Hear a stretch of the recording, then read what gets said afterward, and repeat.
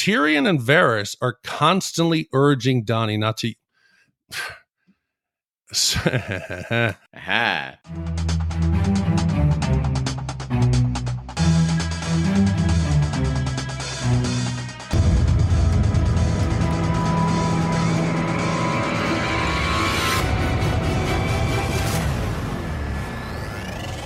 Welcome back to Shat on TV, Game of Thrones edition, the unofficial podcast companion piece to the juggernaut HBO series, Game of Thrones. I'm one of your hosts, Gene Lyons, and alongside me is my co-host, Big D, Dick Ebert. Good evening. And this is our deep dive edition where we look back at this week's episode of Game of Thrones and share our insights, research, and opinions. This week's episode was titled The Last of the Starks. Now, you heard our Instacast on Sunday night. This is our deep dive where we're going to dig a little bit deeper into these topics. And we've now had 24 hours to digest the episode. Big D, any changes in the way you feel about it? No, I still really enjoyed it. I mean, surprisingly, considering we had the largest battle ever filmed for television or movies last episode, this might be my favorite of the season. It felt like the early days of Game of Thrones. It was really heavy on the small interactions between the characters. But I would be lying to myself if I did not admit I can feel that it's slightly abbreviated. People are complaining that it's moving so fast and a lot of things aren't making sense. I feel, whatever the reason, HBO, money, the double Ds, George taking his time with the books, whatever caused it, doesn't matter. This is what we have. And I can feel that they started from the key plot points and then worked back and said, how do we make this work? And that's caused them to cut some corners. Some conversations we would normally see, we don't. Instead of jetpacking, we now have information flying back and forth, like text messages. Like, people are getting information almost instantaneously now, whereas before it used to take a raven some time. But does it take away from my enjoyment? No, I loved it. I can't make them have 4 more episodes. I can't make it something it's not. So I have to enjoy it.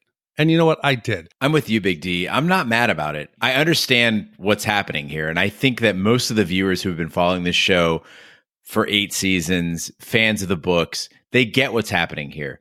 We have to make a decision. Do we want a resolution with the same actors playing the same characters, a finite end to this show, this era, and they've managed to keep things so steady and so standardized for so long? Or do we want an open-ended mystery of a program? Those are the two options. HBO is showing us that Game of Thrones, through the moves that they've made this season, they're showing us that it will have a defined ending. I think that's clear to everybody. And that's the only explanation for rushing all these things along. And we've always loved this show for giving us patient and thoughtful development of characters and stories, cause and effect. It's what sets this show apart from lesser TV. But we also want answers and a clear winner. Like, how will they defeat the Night King? You can't say they rushed that along because we had 3 episodes basically devoted to that fight, half the season, right? Who ends up on the throne? You can't say they're rushing this fight to King's Landing along because they're evening the odds to make it an interesting fight. And you can't write the end without compressing the final episodes. You won't get to an end in time. Do I love it? No. But do I understand what they're doing? Yes. We can't pass judgment until the final episode is done, the book is closed, and then we can look back on the season and all 8 seasons and go, great ending, not so great ending, or they totally fucked the show. Yeah, and I mean, in a perfect world, George would have finished the books. He would have kept pace with production of the television show, and they would have had time to, I think, maybe another season and a half.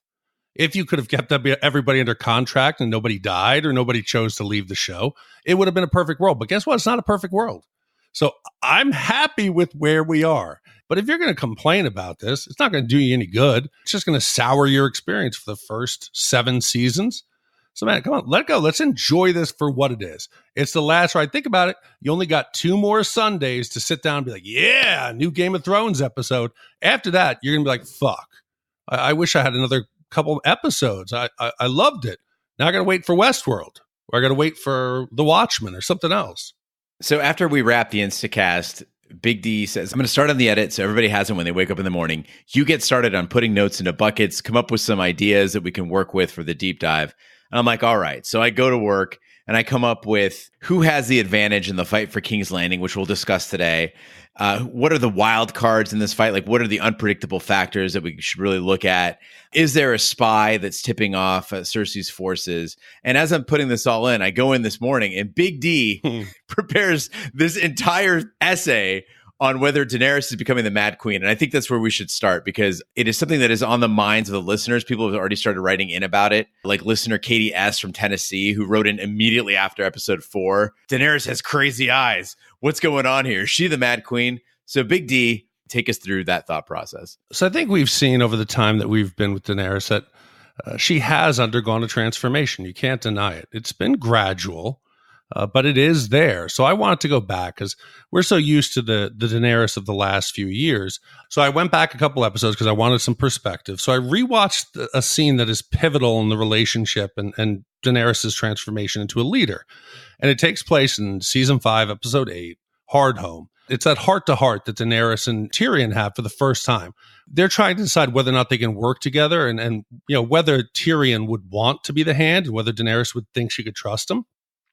And during this entire conversation, Daenerys is insisting that she wants to be a different kind of ruler. She wants to be the ruler that people need, that people deserve, and that being just terrible enough to inspire fear in the worst part of Westeros was all she wanted. That would be good enough to gain the support of the everyday people who she wanted to live better lives. Throughout their conversation, Tyrion says to Daenerys that her goodness is what gives him faith in the world to keep living. And he suggests that she stays a Marine. Forget about Westeros. And then Daenerys launches into the speech where she says, I fought so no child born into Slaver's Bay would never know what it means to be bought or sold, and I'll continue to fight here and beyond. This represents a breaking of the system in which the lords can do whatever they like to the people, and the people in the capital are at the mercy of a ruler like Cersei. Daenerys wants to be a ruler for the common man, for the common people. And the common people have no voice. And she says, Lannister, Targaryen, Baratheon, Stark, Tyrell, they are all just spokes on the wheel. It's that famous speech. She says, I don't want to just break the wheel. I want to crush it to the ground. And Dany's been trying through the entire 8 seasons to avoid her father's infamous footsteps. Yet she still has to continuously be reminded that she's displaying very similar behavior by her advisors. And she has to be convinced often to take a less destructive option to a problem. But by understanding Daenerys, I think it's really important that we have to go back to the family history. And that's where a lot of the fears are based on and why people are now thinking that she is kind of going on the crazy train. So her father, we know, was Aerys II. He was known as the Mad King. It was because he slowly, grew to be vindictive, homicidal. He was disturbed, and people have often attributed, whether it's right or wrong, his insanity to the inbreeding within the Targaryen family. He burned everyone who was against him. Jaime said before long, half the country was against him because Aerys saw them as a traitor. And Aerys isn't necessarily an anomaly among Targaryens. You have to remember Maegor the Cruel. Once King's Landing was built and the Red Keep was completed, he had all the engineers and construction workers, everybody who made it. He had them all get together and, you're thinking, they're going to have a feast. Like they're going to celebrate building it. No, killed them all. Because he's like, I don't want anybody to know the secrets of the Red Keep. And these guys know the secrets that we built into there. So he killed them all. So this is a Targaryen pattern. It's not just Aerys II being the Mad King. Going back, Targaryens do use a lot of force, sometimes overkill, to get their objective completed. And in this case, there is a reasonable fear that Daenerys is going along the same path. You mentioned Tyrion's first interactions with Daenerys when he pledges himself to her. We see him as a man who is a master of the politics and the cruelty from Westeros, coming to this teenager to help guide her and keep her less naive and keep her more engaged with what life in Westeros will be like. Now we see Tyrion saying he's essentially, in some ways, afraid of Daenerys or fears certain parts of her. That's the indication that he gives in the conversation with Varys. So people are also noticing the fact that Daenerys is starting to, exhibit some of the symptoms that her famous father, her infamous father, did as well. In the feast scene, Daenerys is giving scowls and glares at the northern men because they're all celebrating Jon's heroism. He's a madman or a king for riding a dragon. And she seems to have a really similar growing paranoia. And it's understandable. It makes sense. She is a foreigner in the North. They should be treating her like a returning champion. She's there to protect them. She saved their lives. Without her, they'd all be dead.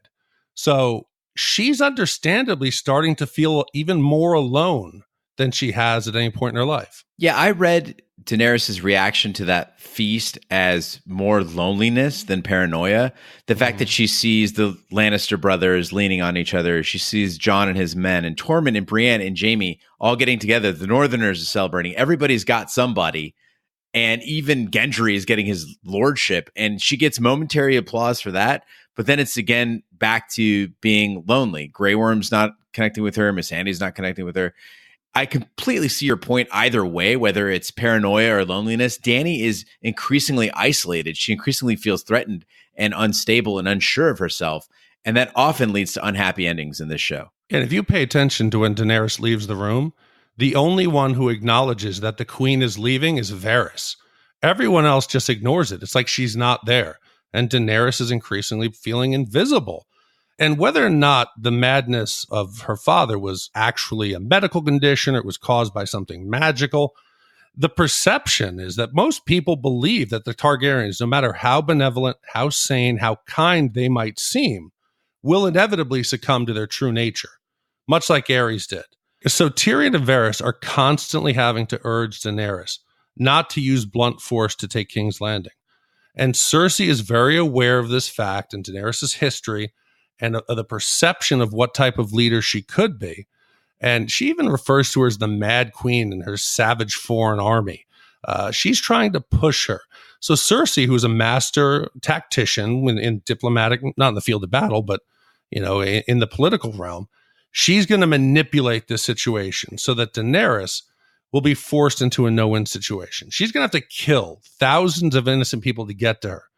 And this ensures that Daenerys will appear to be no better than her father, which will lose trust in all of her allies, all the citizens of Westeros, and just reinforce the Targaryen stereotype that she's been trying so hard to shed. Now, to be fair, I'm on Daenerys' side in this thing. I support her idea of a shock and awe approach to taking King's Landing. Yeah, people are going to die, but you have to think back to Aegon's conquest of the Seven Kingdoms. He had to shed blood to unify these kingdoms. And the best example I can think of, which is a direct parallel to King's Landing, is Harrenhal. In the case of Harrenhal, he gave them the chance to surrender.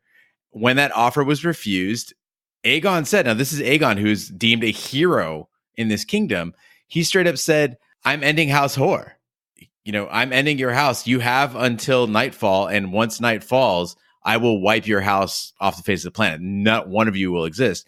And when that happened, he came in at night, which is smart. Daenerys, take note. And used Dragonfire to just burn the fucking place to the ground and kept true to his word. But he gave that warning first. And it's noted in the books. It is history for Westeros. I think Daenerys, a similar tactic would serve her well. It's understandable that Daenerys would have trust issues. You think about the way her brother treated her. She was sold off. No one has actually been there for her with the exception of Jorah. And of course, he betrayed her in the beginning. But the reception of the North, it only magnifies her distrust of almost everybody. The isolation, the paranoia, the sadness, or whatever you think it is, throughout this entire episode, it's just heightened to a new level. She truly loves Jon. And it's starting to fade fast, that love and trust that they had. They were there for each other, and they were the ones they could always depend on. Since Jon's heritage and his superior claim to the Iron Throne was revealed, this is threatening her very identity, her destiny. She's feeling not only threatened from outside, but from within. And it's not just historical. It's not just Jon's heritage and his claim to the throne. But she says to Jon, I see the way they look at you. No one has looked at me that way since I came to this land. That he is to Westeros what she was across the narrow sea. She feels that she's been supplanted, that he is the hero here, that her heroism, her leadership, her legend did not come with her across the sea. And that's a terrifying proposition. The person that you love is also your biggest competitor. She gives him one last chance. She says, please, we can make this work, but you have to swear secrecy. You have to tell Sam and your brother not to say anything. And what does Jon do? We call him a dum-dum. He's a dum-dum. He immediately betrays that and gets Arya and Sansa and Bran. Of course, Bran then goes, whether we tell him, it's up to you. Thanks, Bran. Now I have no option. But of course, he tells them. And he's got this delusional belief that he can control this information. He can control the narrative. But once it gets out, and I think Varys later on says, how many people know? He says it's 8. He goes, well, that rumor has now become information, and it'll turn into 100. It'll be passed around. He can't stop it. This betrayal by the one she loves the most, it only reinforces the belief that Jon will always take his family over the queen. It just weakens her stand. If she can't, the one she loves will betray her. Daenerys hasn't just started to kind of go towards the Mad Queen. She's been exhibiting some other of Aerys' more frightening traits going far back. So I want to just look at some of the things she's done in the past that maybe we should have been like, okay, let's pay attention to this. Let's go back to the beheading of Massador. And this was the first time that Daenerys' actions gave her advisors some pause about her true nature. She decided to behead the former slave Massador in Meereen after he executed one of the captured sons of the Harpy without her permission. That decision caused an immediate riot and seemingly undermined a previous conversation she had just had with Sir Barristan about how different she is from her dad. And the next was the punishment of Zerazon Daxos. Without him, Daenerys and her dragons and her allies, they would have died in the Red Wasteland. But when the Spice King betrays her by stealing her dragons, and instead of showing mercy, she locks him and her handmaiden away to starve in that empty vault, and then they ransacked and stole everything of value out of Karth. There are signs here that people should be going, hey, red flag, red flag. Everybody always goes back to the burning of the Tarleys. Daenerys' instinct to retaliate for the sacking of Highgarden by burning the loot train, completely understandable. It makes sense. The Lannister forces, they were no match for her dragons in the Dothraki army. However, she showed a willingness to rule with fear by burning Randall and Dickon Tarly alive. She wanted to show that she had no forgiveness for people who failed to bend a knee. And that choice would come back to bite her, of course, when she finally meets Sam and she has to have that awkward conversation. Sorry, I kind of killed your brother too. But this starts to cause people to really raise the red flags and more openly question whether or not she's fit to sit on the Iron Throne. And it's important to note in the TV show and in the books, this is a world where the Highborn have different treatment than the commoners, right? It was common practice that if you captured Highborn, you didn't execute them. Even if they didn't join your cause, you didn't execute them. You put them in the dungeon, you lock them up, you keep them hostage, you do whatever you got to do. But there was just a different treatment for Highborns. And it's even reflected, I believe, in A Clash of Kings, the book where Arya is, with all of her friends who were traveling north with Euron. They're like, oh, we'll just yield to, the bad guys and they'll take care of us. And she's like, you're commoners. They don't give a shit about you. They'll kill you as fast as anything else. You'll be slaves or you'll die. It's not like you're a prince or something like that. And it's the same thing here where people say, oh, it's, she had to kill him because they wouldn't have bent the knee. No, this is actually uncommon. This is not a common thing for them to do. When she kills Randall Tarly and Dickon Tarly and basically wipes out the house except for Sam, outside the bounds of fair play in this world. Yeah, she doesn't have much use for conventional norms. She never has a problem roasting the elite of the entire Seven Kingdoms. You go back to Meereen, the nobles. When Daenerys took over Meereen at the beginning of season 4, she got pissed off because the Meereen nobles, they crucified the slave children. Remember, they posted them, I think, for every mile leading up to Meereen. And what does she do? She decides to order an equivalent number of captured nobles to be crucified. And instead of this being a joyous scene of her liberating a city, it quickly turns dark, and Daenerys disregards Barristan's urging to take a more peaceful path and instead pursues this violent revenge that has an effect on the way that people view her, simply in what she calls the pursuit of justice. All of these different forks in the road where she could have gone 2 different ways, she seems to choose the most violent path. And most alarming of it all is that she loves to watch people burn. In season 5, in revenge for Barristan's murder of the Sons of the Harpy, Daenerys had her dragons roast the Meereen noble that she would choose at random. And she fully admitted that person might be innocent. And she happily sits there and just watches with this awkward Joker-like smile on her face. Most recently in season 6, episode 4, Book of the Stranger, she joyfully smiles and watches the Dothraki captors just burn to death in front of her, looking at it like a pyromaniac kid looks at matches. Now, it's important to note that Daenerys has A, been through a lot. B, she came into her own. Her real emergence into adulthood was among the Dothraki with Khal Drogo.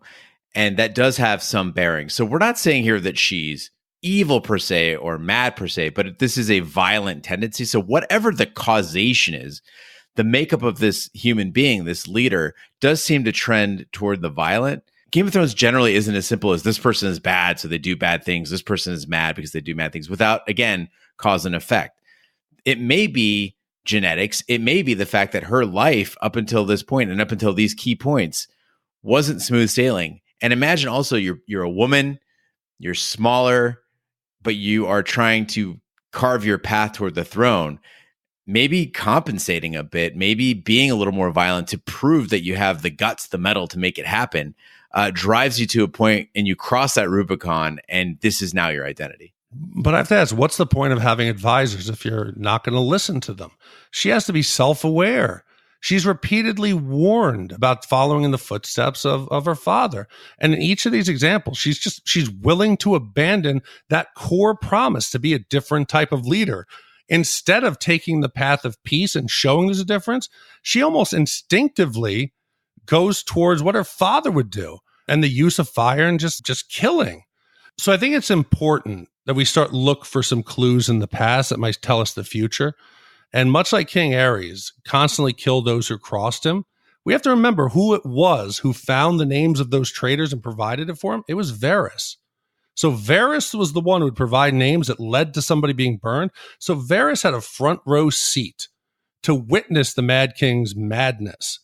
And if he is concerned with Daenerys at this point, I think we really have to be concerned as well. And now that she's pushed to the absolute brink, she's lost Jorah. She's lost, I don't know how many Dothraki are left. We saw maybe 5-6 horses. Let's say she's a couple thousand left. She's lost the Unsullied. She's lost her fleet a couple times. She's lost 2 dragons. She's lost her true legitimate claim to the throne and her sense of destiny. Now she's losing Jon. Varys and the realm, they're probably right to be very, very worried. They're right to be worried, but Daenerys is right to be pissed. Daenerys lost all those things you just mentioned, Jorah, the Dothraki, the Unsullied, her fleet, her dragons, all because she decided to help out Jon. Her decision to help Jon in the North fight against the Night King is what tore down everything she had. Her compassion or her cooperation is why she isn't already sitting on the throne. If she had gone loot train and then gone straight in to King's Landing, she's sitting on the throne right now. So we should look back to the leader who we think exemplified the best characteristics of a true leader. It was Ned Stark. He said he who passes the sentence also should swing the sword.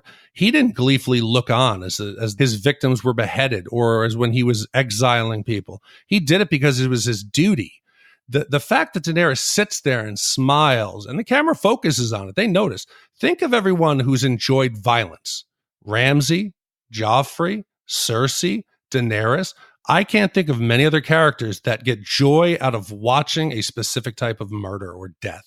But if you go back to the roots of Daenerys, when she was among the Dothraki and they were sacking villages and raping people, she was very much against that. I don't think it's in her core to be joyous about violence. It might be something that she's become. But I maintain that if she was a merciless ruler who is dead set on taking the Iron Throne, she would have it by now. There is still a good in her. There's still a desire to protect mankind, to do the right thing, a love for Jon, a desire to protect the realm, that she feels a responsibility to the people. That's what stayed her hand. Otherwise, all of King's Landing would be burning right now. Yeah, I think we're obviously going to come to a pivotal point where she's going to have to choose the final road. She's either going to go full-blown mad queen and just start roasting people indiscriminately. That paranoia will either control her or she'll have to come to a point where she controls it. But either way, she's becoming unhinged. You can't deny that. And that's one of the 2 big questions that are left this season. One is, what will happen to Daenerys? What will she eventually become? Benevolent ruler or another failed Targaryen? The other question is, who has the advantage in this fight coming up in this new war? So Daenerys says, we have won the great war. Now comes the final war. And it is the war for King's Landing. It's the war for the throne. I really looked at what Cersei has going for her, what Daenerys has going for her, and realized that it's kind of balanced. Now, listener Tom from Chicago actually did a SWOT analysis, like the strengths, weaknesses, opportunities, and threats. And we'll share that on the Small Council. It's hilarious. And also, Tom, you might have been spending too much time in the corporate world. Mine's a lot simpler. And the first look is at what Cersei has. Now, Cersei has the Golden Company, trained mercenaries, highly skilled. This is an elite fighting force. She also has the Lannister army, which she notably did not send north as she said she would. She has Euron's fleet, which is arguably the strongest fleet in Westeros. Dozens of scorpions that we've seen on boats all over King's Landing, very well fortified. And she has King's Landing. And, she said that she was going to keep the gates to King's Landing open, which would expose the populace. But that doesn't mean that the Red Keep is exposed. That's another layer inside of King's Landing, which is her protection. And she's definitely going to be keeping that shut up with all these defensive positions. She also has Highgarden, which is the highest producer of food that can help people stay alive. Now, we saw the loot train depleted some of those stores, but she does have control of Highgarden still. She also has River Run.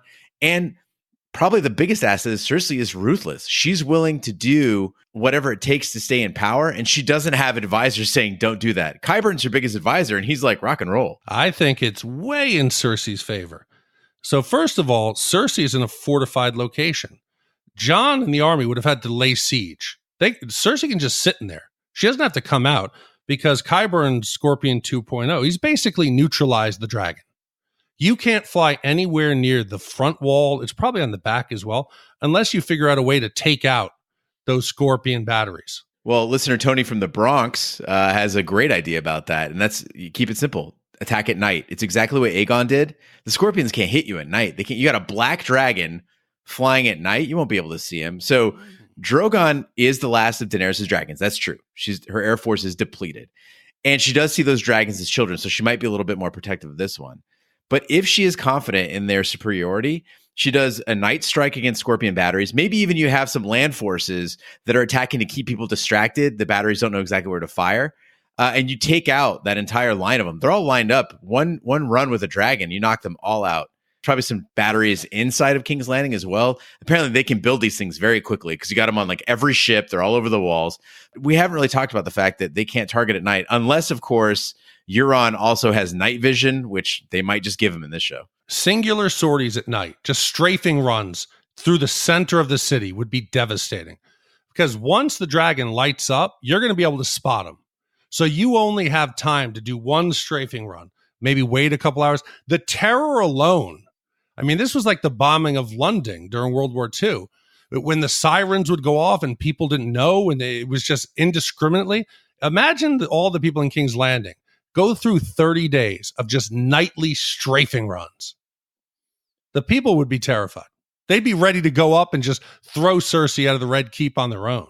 But you're right. A dragon isn't going to solve all of Daenerys' problems because Cersei has forces that are well-fed. They're well-rested. They haven't been marching 1,000 miles. They haven't just been through the Battle of Winterfell. It's important to note that their loyalty is largely determined by gold. Most of the people that are fighting for her are being paid to fight for her.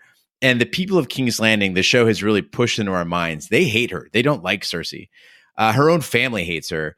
And we've seen before that a single leader with no support structure can be easily dispatched. And we look at Renly or Robert Baratheon, that as soon as they were taken out, everybody who was on their side quickly scattered, their allegiances switched. Game of Thrones keeps it real, and people largely will act in their own best interest. On top of that, Cersei has home field advantage. Now, you mentioned she has all the fortifications and stuff, but everyone who is attacking is a long way from home and seen as an invader. And that's very important because although the people might hate Cersei, if they see the Unsullied coming, if they see a Dragon Queen coming, if they see these foreign things, there's nothing that'll unite a people more than seeing an alien invasion. And on top of that, as soon as people start dying, which I think is Cersei's plan, as soon as people in King's Landing start dying, it will galvanize the rest of the population to fight to protect their homes, to protect their city. I think one of the advantages that Daenerys has that maybe hasn't seemed too reliable lately is Tyrion.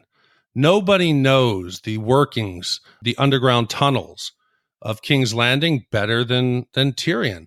His knowledge single-handedly saved Cersei and Joffrey and the kingdom from the Battle of Blackwater, or Stannis would have taken him over. If Tyrion wasn't smart enough to take the troops out the Mudgate and to stall them long enough for for Tywin to come in. He's got to know a way into the city, much like he did Casterly Rock. I could see him putting his knowledge of the city to use in a way that Cersei doesn't even know. Now, looking at Daenerys' forces, you mentioned she has a dragon. She still has half the Unsullied. She has some Dothraki. She still has half her navy. She also has allegiance from the Dornish and from the Iron Islands. Yara has captured the Iron Islands again. And she also has half the Northern army, roughly. So it is a big fighting force. It's not like she's going in with just a dragon. But it's important to note that that Northern army isn't technically Daenerys's. It works alongside her because of Jon's vow to support the queen.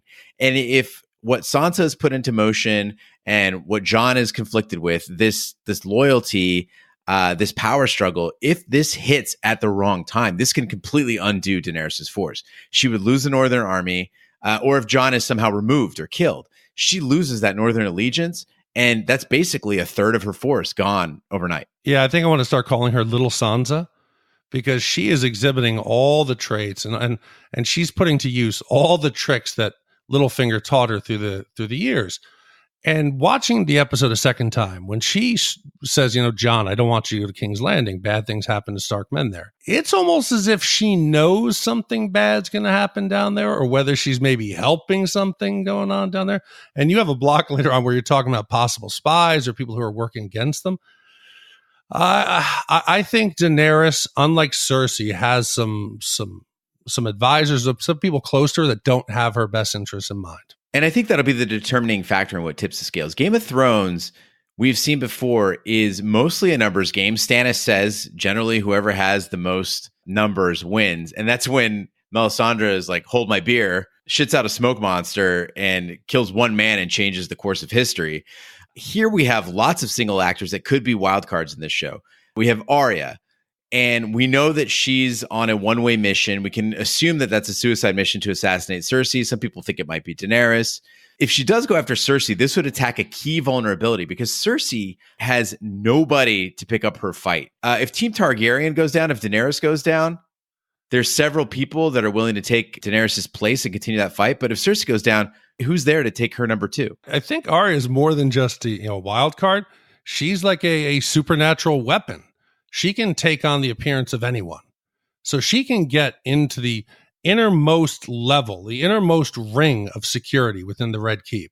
She could pretend to be Qyburn, for God's sake.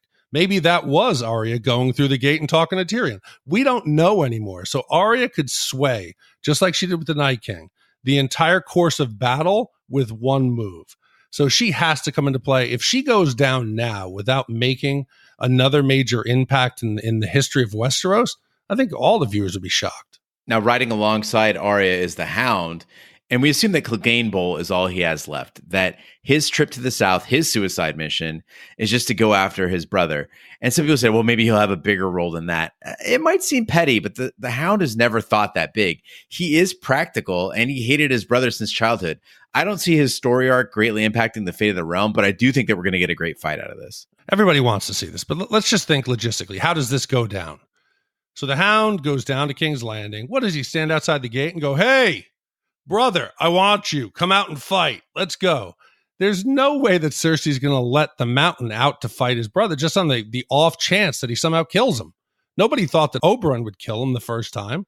So I don't think he's just going to come out and fight you straight up. I mean, based on what we've seen so far, they could just mount him in a scorpion and shoot him right at the mountain, and he'd land right there perfectly, right on target. Yeah, so otherwise the Hound is going to have to turn into some kind of, secret assassin and get his way into King's Landing. And the Hound is not stealthy. That's not one of his strengths, okay? So I don't know how this goes down without him trying to kill his brother. And who's always around his brother? He's always pulling security for Cersei. So he's going to somehow have to get into where his brother is. I mean, this is going to be interesting, but I think it's got to come down to Clegane Bowl. We've waited all this time, and all the arrows point in one direction. Where there's smoke, there's fire, and we better get this battle. Another single actor that could change the course of things is Varys. So Tyrion said it on episode 4. Varys has survived more than a handful of monarchs, and he's made his way from mutilated property to the small council to a trusted advisor to Daenerys. But Varys has always said his allegiance to the realm. So if you want to talk about a wild card, somebody who can go either way, I think this is your guy. He'll act to support the person who most benefits the average man. And if Daenerys scorches out King's Landing, if she goes in mercilessly, if she starts burning the people, I don't doubt that Varys will turn on her. Oh, no. He said he won't let it happen. He's made it clear as day to Tyrion. He said, if she attempts to do it, I'm letting you know plain as day what I'm going to do. He's going to stop her. I think he said something to the effect of, no matter what the cost is to me personally, that he would go up and kill her. He would stop her physically to eliminate that threat. But as much as I've always thought that Varys does have the realm's best interest at heart, to go through that many leaders who were cruel, who made the people suffer, but didn't somehow covertly, because he's the master of whispers, he could have along the way broken that chain of violence, and how he failed to do that makes me think he's not as benevolent a character as we all think he is. I hadn't really thought of it that way, but he has never taken direct action to knock any leader out of power, no matter how cruel or vicious that person was. Mm-hmm. And perhaps the biggest wild card is the smallest character on the show, Tyrion. This guy consistently has been balancing his family versus ethics. He is a Lannister through and through, but he also is a man who has developed a sense of ethics beyond most characters on the show.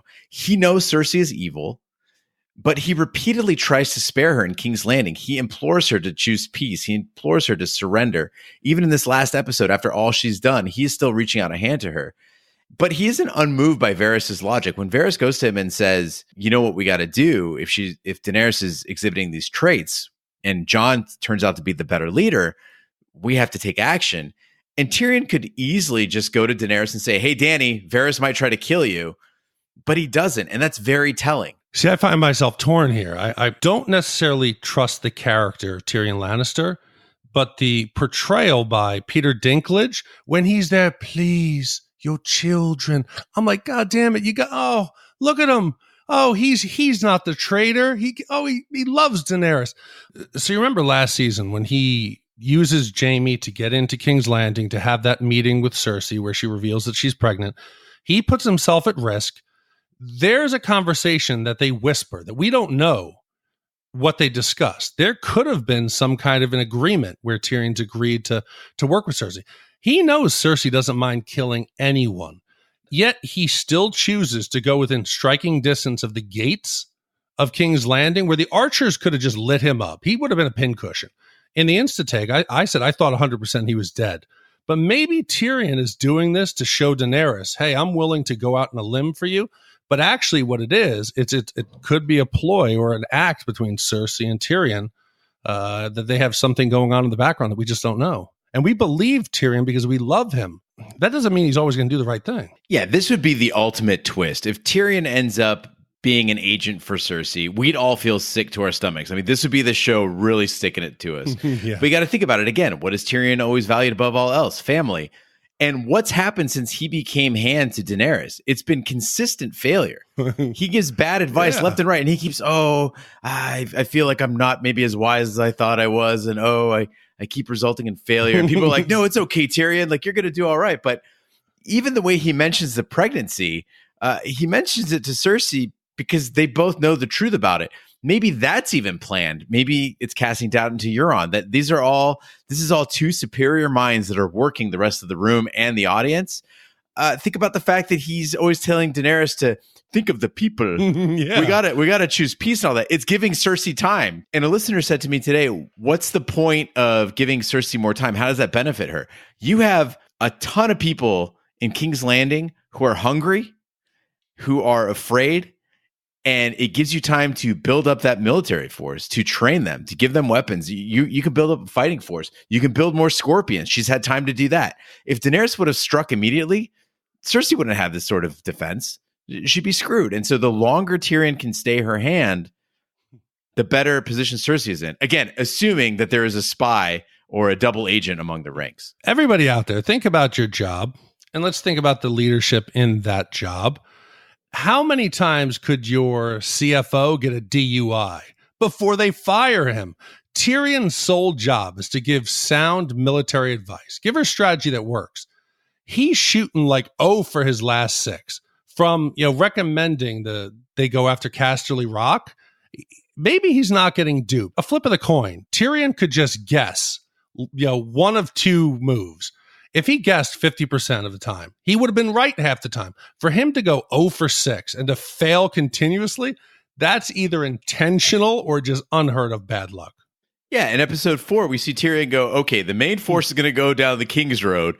We're going to take some boats from White Harbor to Dragonstone. Oh, shit, look what's here. It's Euron's fleet. How the fuck did he know they were even coming that way unless there's a spy? I see that on the second viewing. I understand. I thought that they were actually sailing back to Dragonstone, but the first frames of that scene, they're dropping anchor. So Euron didn't have to search for them. He just had to hide around Dragonstone and figure out they were coming back. But I don't know how there's no lookouts. And they were just sitting targets at that point.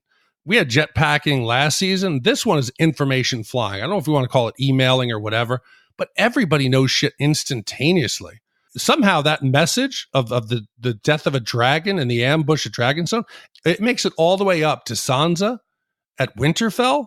Those are some fucking fast-ass ravens. One of the tools that George R.R. Martin used for great dramatic effect and great tragic effect in the early episodes and the early books was this notion that characters did not know what was going on with their own family. They didn't know what was going on in the world. You had people across the Narrow Sea not knowing that Robert Baratheon had died. That was one of Daenerys' biggest concerns, is how am I going to deal with this guy who tried to kill me, not realizing he'd been dead for a while.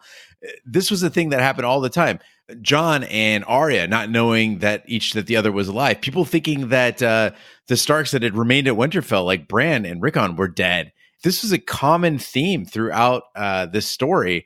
And to have now information flying back and forth, I get it. We're wrapping things up, but it does feel a little weird. You know how nothing Littlefinger did was by accident. He would always be doing something within, in the peripheral view of the character he wanted to catch him.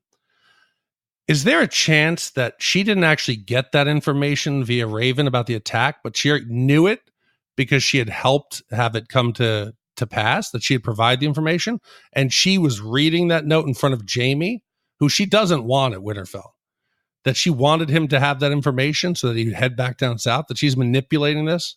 So Sansa is actually providing the intel to Cersei because she doesn't trust Daenerys. She wants her eliminated without Jon in King's Landing because it's dangerous for Stark men. So she knows that they're going to get ambushed. She then, oh, look, it's a Raven. Knowing, right in clear view of Jaime. Jaime comes over. What happened? Oh, Cersei killed a dragon and ambushed Euron at Dragonstone. Knowing that Jaime is loyal to Cersei, he's going to pick up and leave. So right there, Sansa, she accomplished 2 goals. She got Jaime out of Winterfell, and maybe she's helping, push down the road that Daenerys gets killed. Getting Jon a little bit closer to the throne, and if Jon dies, who's next in line? Dun, dun, dun. Isn't it Queen Sansa? Now, Sansa's pretty calculating, and she's pretty clever, but I think that might be a bit of a stretch. I think there's a much more likely culprit in all of this, as far as if we're talking about spies. Varys is literally a spy. Like, he pledges no oath but to the realm. We know he mistrusts magic. His preferred place is on the small council. That's where he'd like to be. Now, remember, the reason that Varys had to leave King's Landing was that he helped Tyrion escape. Maybe this is his way of earning his way back. He helped Cersei a little. He can get back to his cushy old job as the Master of Whispers. It could be a thing. If there is no spy in all this, though, I'm going to be very, very upset because it just seems way too convenient that everybody seems to know what's going on. Do you remember why Jorah agreed to kill Daenerys for Robert Baratheon? Because he promised him he could come back home. He said, we'll pull you out of exile, come back. So he was willing to do it. And why do we assume that Varys, again, we said this before, that he actually has the realm's best interest at heart? Do you remember him down in the prison cell trying to convince Ned Stark to admit something, to admit a lie that he'd actually plotted against Joffrey, which led to him getting beheaded, which started everything from that point on? Varys, what he's doing and what he's saying are 2 very different things. I think one of the things the show is doing right in this case is, with 2 episodes to go, I think at the beginning of this season, and especially after the Battle of Winterfell, we thought we saw all the cards on the table. We thought we knew how all the alliances were set. And I think I even said something to the effect of, the battle map is drawn, and now all we get to see is the final act played out. they've upended everything. We're questioning everybody's loyalty. We're questioning who's on what side, how things are going to play out. And that's perfectly where the show should be. As you said, Big D on the Instacast, this is what we love about Game of Thrones. And this is what I love about Game of Thrones, is that jockeying for position, that self-interest, that the undoing of man is going to be man, not some outside force. And we're left with one big question, the role of mercenaries. Now, we saw Bronn as a singular mercenary, but the Golden Company, they're hired swords, and which way they swing is largely contested. As the Golden Company is actually becoming a more pivotal role, I said, I got to do some research for myself and my own knowledge, and also for the podcast. So I reached out today to Ashley Shafley after I put together my thoughts and just ran them by her, because she is probably one of the most detailed book reader. She's extremely intelligent. So I had to run it by her. So I'm going to share kind of what I put together to give everybody who's a TV only viewer background of the Golden Company and how they might come into play beyond just a fighting force. If we go all the way back to last season, when the Northern leaders come down south to present the white in the box for the meeting at King's Landing, Euron acts all rattled. I'm getting out of here. I'm going back to the Iron Island where I'll be safe. He, in fact, the entire time had it planned with Cersei that he was going to go off and hire the legendary Golden Company. And the Golden Company is currently led by a man named Captain Harry Strickland, and he is an exiled knight from House Strickland, who is also known as Homeless Harry Strickland. So the Golden Company is based in Essos, and it's comprised of 20,000 sellswords, including many exiled Westerosi knights. And this company prefers to think of itself as a free brotherhood of exiles rather than sellswords, because there is a negative connotation to sellsword that you can buy their loyalty, whereas the Golden Company, they have an integrity that goes beyond, they honor their contracts always. So the first time we hear the mention of the Golden Company is season 4, Breaker of Chains, when Davos suggests that Stannis go commission the company to launch another assault on King's Landing after Stannis' army was decimated at the Battle of Blackwater. And Stannis initially scoffs at the idea of using sellswords. And even though Davos assures him that the Golden Company has never broken a contract, they even carry the motto of our word is as good as gold. Stannis decides not to do it. Jorah Mormont, who's Daenerys' most trusted advisor, who died protecting her, he was even once a member of the Golden Company before he joined Daenerys. And the origins of the Golden Company go all the way back, interestingly enough, to some Targaryen roots. The company was founded by Aegor Rivers, known as Bittersteel, and he was a legitimized bastard of King Aegon IV Targaryen. Rivers was also exiled from Westeros after he sided with his half-brother in the First Blackfyre Rebellion, during which one of Aegon IV's bastards claimed the throne over his older, trueborn brother. The kingdom eventually fell into civil war, and in the end, the great bastards were either put down by sword or exiled. So Rivers first served with the Second Sons before gathering sellswords in order to create the Golden Company. Their battle cry was "Beneath the gold, the bitter steel," paying homage to Rivers' name, Bitter Steel.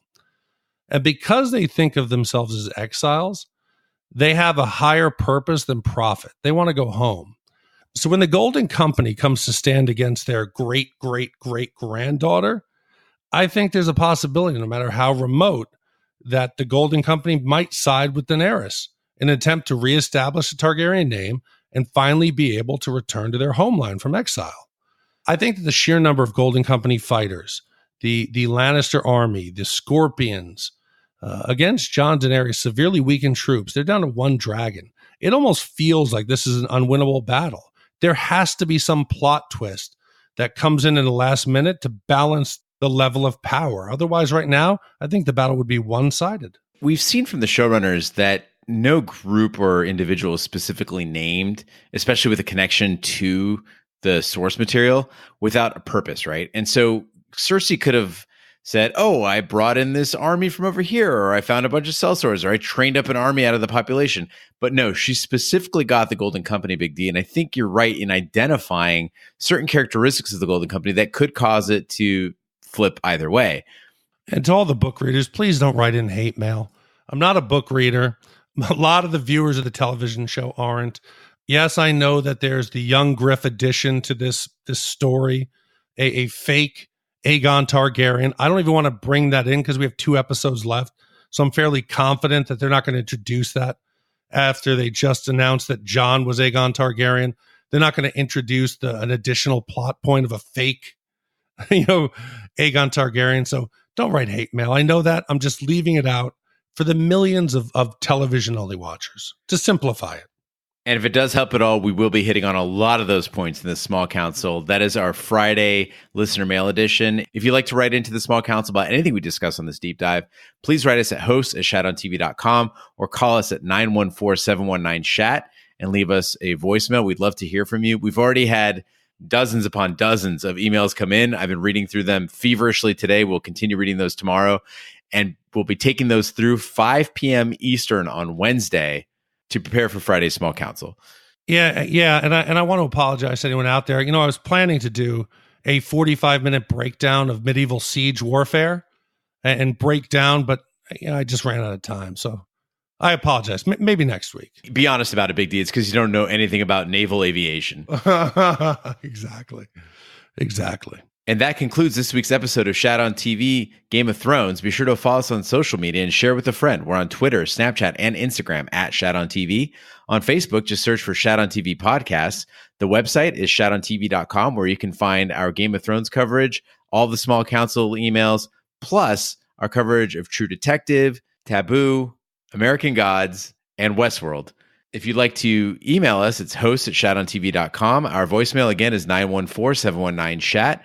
And wherever fine podcasts can be found, including iTunes, Google Play, Stitcher, Pandora, Spotify, and YouTube, please be sure to subscribe. And if you stop by iTunes, please leave a 5-star review. That helps the podcast grow. If you'd like to contribute financially, you can donate through PayPal, Venmo, and Amazon. Just go to shatontv.com/PayPal/Venmo or /Amazon. And if you'd like to take a survey to help us find sponsors you want to hear from, just visit shatontv.com/survey. It only takes a few minutes to complete. On behalf of my co-hosts, Big D, Dick Ebert, and the King Bee, I'm Gene Lyons. Be sure to join us on Friday for our Game of Thrones Season 8, Episode 4, Small Council.